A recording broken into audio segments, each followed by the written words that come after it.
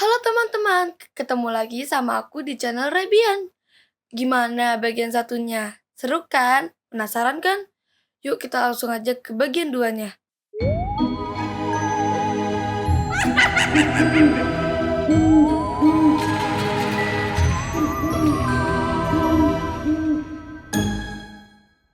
Sore itu langit berwarna orange keemasan. Sekolah mulai sepi setelah latihan upacara selesai. Anak-anak sudah pulang, tapi Sasa dan Dito masih membantu Bu Rini membereskan peralatan, kabel mikrofon, tiang bendera, dan pengeras suara. Hanya tinggal mereka bertiga di lapangan. Udara sore mulai dingin, dan bayangan gedung sekolah membanyak ke tanah. Purini meminta mereka menyimpan alat ke ruang UKS, karena disitulah semua perlengkapan upacara disimpan. Namun, begitu mereka melangkah masuk ke lorong UKS, udara mendadak berubah. Lampu-lampu lorong berkedip. Sasa merasakan hawa dingin merayap dari ujung jari. Ruang UKS terlihat gelap, hanya diterangi cahaya senja menembus kisi jendela. Di atas meja, radio tua itu berdiri diam, tapi jarum volumenya bergetar sedikit. Naik turun sendiri, seperti ada tangan yang tak terlihat menyentuhnya. Sasa memandang Bu Rini, dan Bu Rini hanya berdiri terdiam. Mereka semua tahu, tidak ada yang menyalakan radio itu. Lalu, tiba-tiba radio itu menyala sendiri. Dari radio yang berdebu itu, muncul suara anak-anak, bukan dari sekolah mereka. Suara itu terdengar tua seperti dari masa lalu. Suara itu bergema pelan, mengucapkan kata demi kata yang nyaris tenggelam oleh desisan udara. Satu nusa, satu bangsa, satu bahasa. Ketiganya terpaku, suara itu terasa nyata, bukan rekaman, bukan siaran. Seolah-olah anak dari masa silam sedang berbicara tepat di depan mereka. Tiba-tiba, meja tempat radio itu berdiri bergetar pelan. Sebuah kertas kecil terhempas dari bawahnya dan jatuh ke lantai. Bu Rini mengambil kertas itu dengan hati-hati. Tinta di atasnya sudah pudar, tapi tulisannya tercetak masih terbaca jelas. Sumpah Pemuda 28 Oktober 1928. Kertas itu tampak seperti dokumen lama, dan dari radio, suara anak-anak itu kini terdengar lebih jelas. Namun bukan teriakan, melainkan bisikan pelan yang seolah meminta sesuatu. Jangan lupakan kami.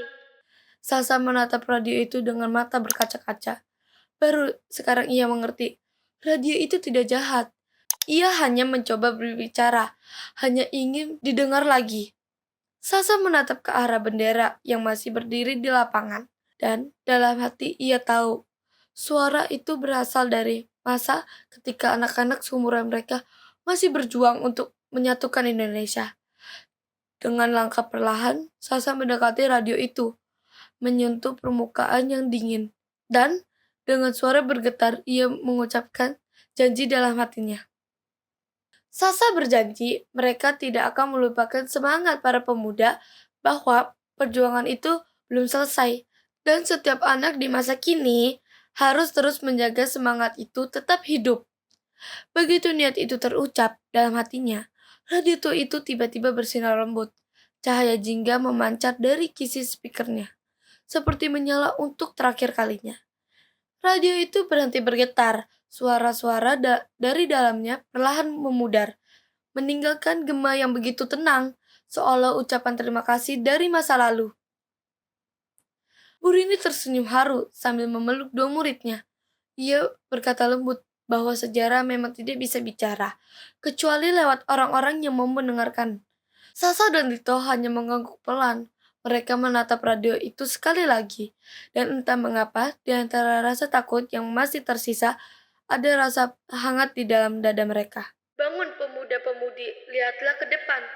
Radio itu tiba-tiba memutar lagu perjuangan dengan suara cempreng lucu. Seperti chipmunk yang ceria di tengah suasana sakral. Sasa menahan tawa. Sementara Dito terlonjak kaget sebelum akhirnya ikut tertawa juga. Bahkan Bu Rini pun tidak bisa menahan senyum. Sejak hari itu, radio tua itu tidak pernah lagi disembunyikan. Setiap kali sekolah mengadakan upacara, radio itu selalu diletakkan di pojok aula. Menjadi pengingat bahwa semangat para pemuda tidak pernah benar-benar padam. Ketika tanggal 28 Oktober tiba, Sasa berdiri tegak di barisan paduan suara, melihat radio tua itu di meja kecil dekat panggung. Radio itu diam, tapi entah kenapa Sasa bisa mendengar gema halus dari dalamnya, suara anak-anak yang dulu pernah bersumpah. Kami putra dan putri Indonesia.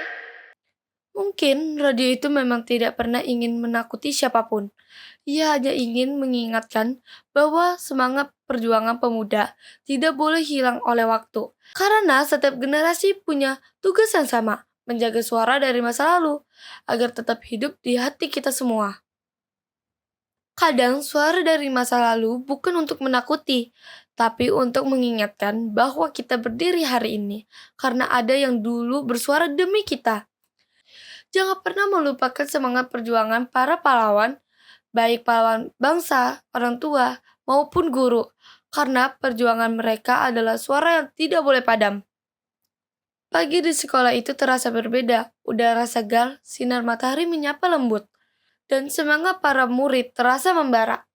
Di atas meja kecil, di samping panggung, radio tua itu berdiri tenang, tak lagi menyeramkan, melainkan seperti sahabat lama yang menjaga dari jauh.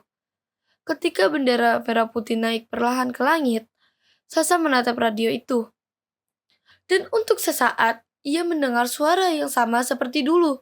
Satu nusa, satu bangsa. Suara itu datang perlahan, penuh damai, sebelum akhirnya hilang bersama hembusan angin pagi.